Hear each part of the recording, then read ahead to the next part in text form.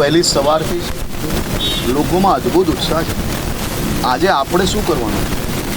આજે આપણે સૌ લોકોએ આપણા ભવિષ્ય ઉજ્જવલ કરવા માટે આપણો હક સંપૂર્ણ ઉપયોગ કરવાનો છે.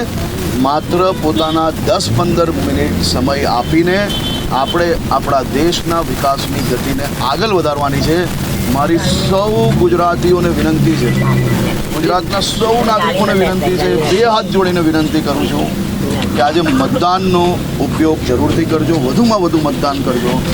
આપણે ગુજરાતના નાગરિકો એ જાગૃત નાગરિક છે, એનું અવશ્ય આજે સૌ લોકો આગળ વધારશો અને મને વિશ્વાસ છે કે વધુમાં વધુ મતદાન આજે થશે. હર્ષભાઈ, જે ઓડિયો ક્લિપ વાયરલ થઈ છે એમાં કોનો ઉલ્લેખ છે, શું વાત કરવામાં આવી છે?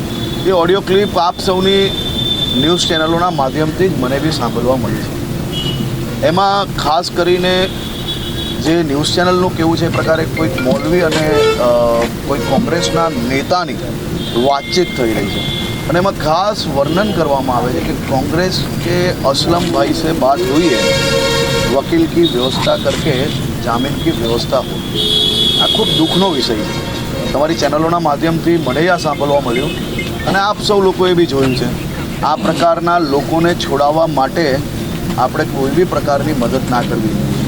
રાજનીતિના તો અનેક અવસરો પ્રાપ્ત થશે, રાજનીતિની ટીકા ટિપ્પણીઓ ચાલતી જ રહેશે, પણ રાજનીતિમાં નાના મોટા વોટ મેળવવા માટે આવા લોકોને મદદ કરીને આપણા જ દેશના યુવાનોને, ભૂલકાઓને જે મદરેસાના માધ્યમથી એની અંદર દેશ માટે નફરત ફેલાવતા હતા, ભારતીય જનતા પાર્ટી માટે નફરત ફેલાવતા હતા, આતંકવાદ તરફ એ લોકોને કઈ રીતે પ્રેરિત કરાય તે પ્રયત્ન કરતા હતા, એવા લોકોને છોડાવવા ના જોઈએ. હું કોઈ બી પ્રકારની રાજનીતિ આજે નથી કરવા માંગતો, પરંતુ મારું એ 100% માનવું છે કે કોંગ્રેસ અને કોંગ્રેસના નેતાઓને ખાસ કરીને વિનંતી છે, આપણે રાજનીતિના અનેક અવસરો મળશે, પરંતુ દેશહિત અને રાજ્યની સુરક્ષાના વિષયોની અંદર આપણે આ પ્રકારનું કાર્ય ના કરવું જોઈએ. બે હાથ જોડીને હું વિનંતી કરું છું.